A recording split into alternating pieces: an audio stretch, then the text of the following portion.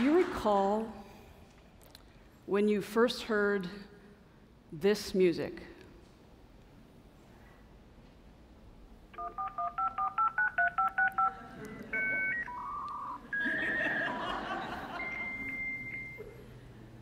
For those of you with narrow musical tastes, that is the song of the dial-up modem.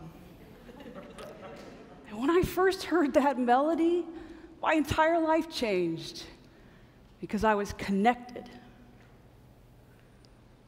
And today, we almost take for granted the ubiquity of these communication platforms. We know that they can empower people to achieve their shared goals, often with profound consequences. But sometimes we miss the how and the why. When we look at this iconic image, we see the word that we recognize. But what we don't see is the network of human bonds it took to make that photo even possible. We're at risk of confusing the construct with the construction. We think Facebook is the revolution. But as Clay Shirky reminds us, a revolution doesn't happen when society adopts new technologies. It happens when society adopts new behaviors. And the behaviors of the network society, well, they are grounded in the very human need to be connected. Oh, but the behaviors of a network society also defy the very logic of our current institutions, of markets with rational actors, of organizational hierarchies, and of identity. Collaboration, participation, co-creation, well, these are the things that stimulate creativity and innovation. They harness the diversity of thought and channel it into solutions of really wicked problems. Now, they may disrupt our current markets, but they provision new economies that we could barely imagine just a few years ago. And it seems to me, in this connected world of increasingly scarce resources, that we might actually embrace this revolution with all our might. But despite 2 of the 7 billion people on the planet having access, well, this adoption seems surprisingly slow. A challenge, I think, is that this revolution, well, it's difficult to grok. You see, it lacks the tangibility and the physicality of the Industrial Revolution. We can't see the factories. But when these virtual cities pop up, it's almost as if they're surrounded by walls of half-silvered mirrors. And the people inside the city, they can see out. The people outside the city, well, they can only see themselves. And my concern is that there's a new divide, not one of accessibility per se, but of literacy. To truly embrace a network society, well, we need a new lingua franca. We desperately need a new way to perceive our world. But our perceptions, they feel stuck in the industrial age. And I blame this perception engine we call our brain. You see, well, your brain has to operate on about 40 watts of power.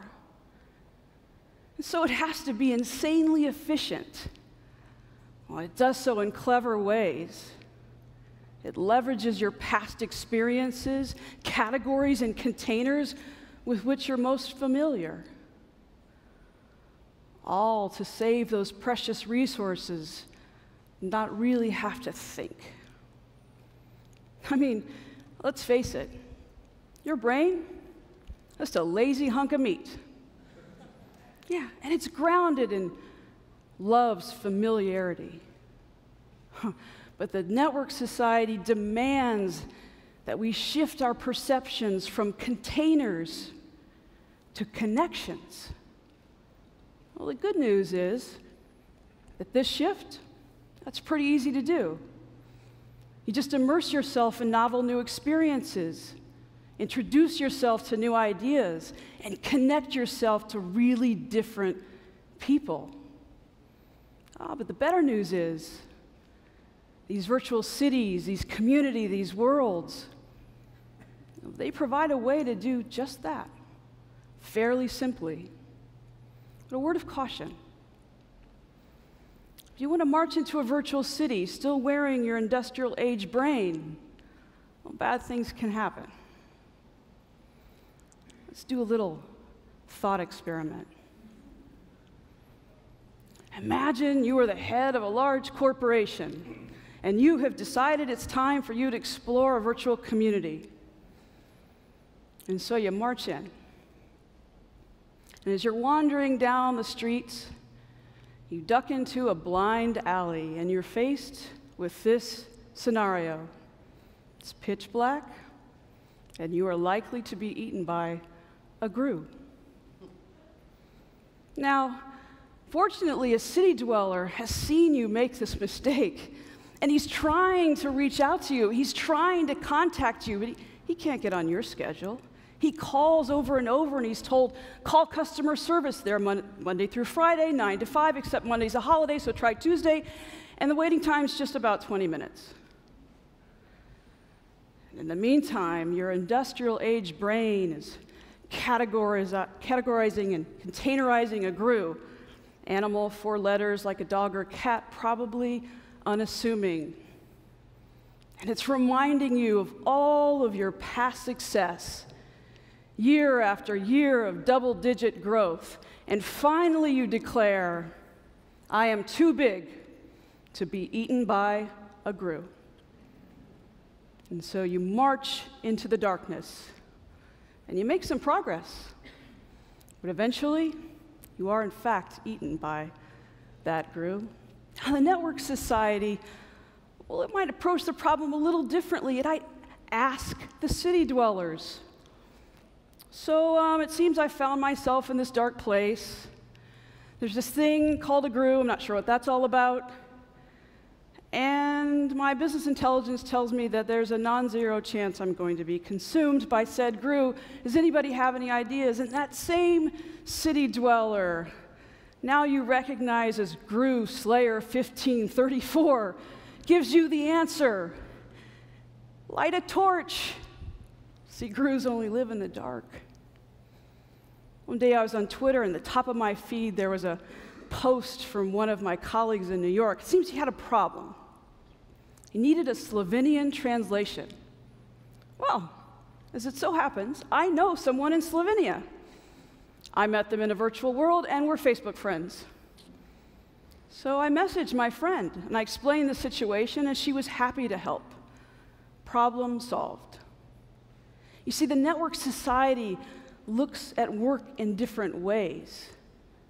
It doesn't look at containers, it looks at connections. Well, the network society also looks at people differently. Now, before I even really got on the stage, your perception engine was whirring away, containerizing and categorizing me based on whatever information you had, my job title, my gender, my awesome Leonard Cohen t-shirt. And your brain was busy spitting out labels to affix to those containers, and I'm willing to bet that for all the containers in this room, not one of them said, hot blonde. Much to my chagrin. But this hot blonde is Grace McDunnough. And Grace has lived in the virtual world of Second Life for 6 years studying the network society. You may recall that Second Life was a bit of a media darling because it's founded on some really intriguing ideas about virtual economies and virtual communities and participatory culture. Oh, and it seduced numerous corporations into the siege of virtual cities. And one by one, they marched proudly in, leaving nothing but a trail of very happy Grooves. But Grace has survived. She's part of my personal identity construct. Ben Kaczynski of Emory University was organizing a conference on virtual worlds, and he asked me to be on a panel. And when I got there, I found myself alongside these really big thinkers in virtual worlds. Edward Castronova from Indiana University, John Clippinger from Harvard University Law. And as these men introduced themselves, well, I became increasingly sensitive to my perceived insignificance. So I had an idea. As they were talking, I took the little paper tent placard from in front of me. On one side was emblazoned my credentials, so I turned it over, and on the blank side I wrote in bold letters, Grace McDunnough. And when it came my turn to speak, I held up the placard, credentials out, to the audience, and I said, "Who knows this person?" And a few people raised their hands. Then I turned it over. I said, "Who knows this person?" An audible gasp came from the theater, whispers, murmurings, hands shooting up everywhere. In that instant, I became a credible and reputable member of that discussion, not because I was Rhonda Lowry, Vice President, Turner Broadcasting, but because I was Grace McDunnough.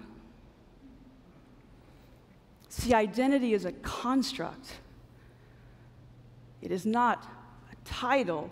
It is not a username and password. It is not only your real name, as some new nation states would have you believe. It is not the prison of a job title, a gender, or a geography. It's the key to get out. Most people know Grace as a virtual musician. So Grace has performed on stages in 5 different virtual worlds for people listening on 6 continents. Now, Grace is just me, right? Yes and no. See, when it comes to music, I have debilitating stage fright. Every time I take that virtual stage, I have to earn the respect of that audience. And every time I can play for an hour and earn enough donations to feed 100 kids in Kenya, and every time someone says, "You know what, it's 3 a.m. where I am and I have to work tomorrow, but I really just want to hear you sing," the power of human connections is humbling, inspiring. I'm a virtual musician because it allows me to participate in a global conversation in spite of my very human frailties. Now, these virtual communities, they spring up around shared goals, but they organize around core values, like being part of something bigger than yourself. This is the Second Life Relay for Life. Now, the interesting thing about this world is that virtually everything is created by another person. Everything you see, every object, every experience, every event. So they all have this unique human connection.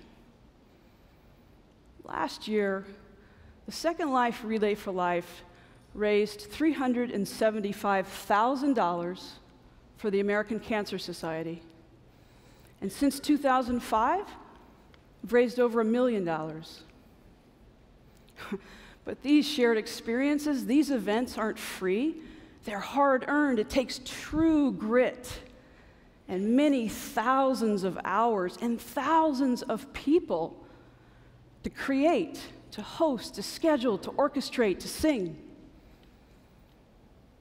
And I know your industrial age brain is confused. What? Why do you spend so many hours making fake things for fake people in a fake world? I mean, why don't you just click a PayPal button or write a check and be done with it? Isn't that more efficient? Doesn't that make more sense? No. No, it doesn't. See, we are intrinsically motivated. The personal value I earn in return by being part of this community far outweighs any check you or I could write.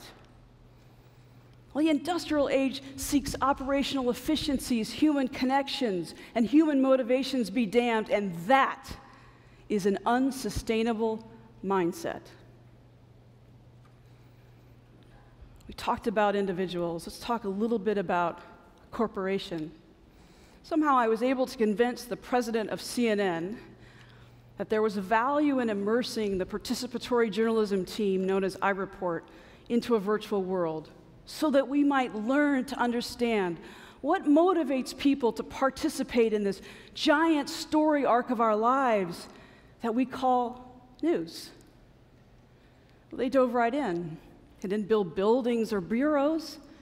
They built communal areas, cafes, and a theater so people could meet and talk and share and learn from one another.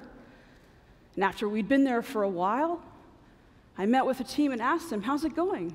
What have you learned? And a hand went up right away. And the team members shouted out, you know what? I've learned to talk to real people in real time about real things that matter. From a broadcast journalist, that kind of network society intelligence you can't buy. You have to live into it.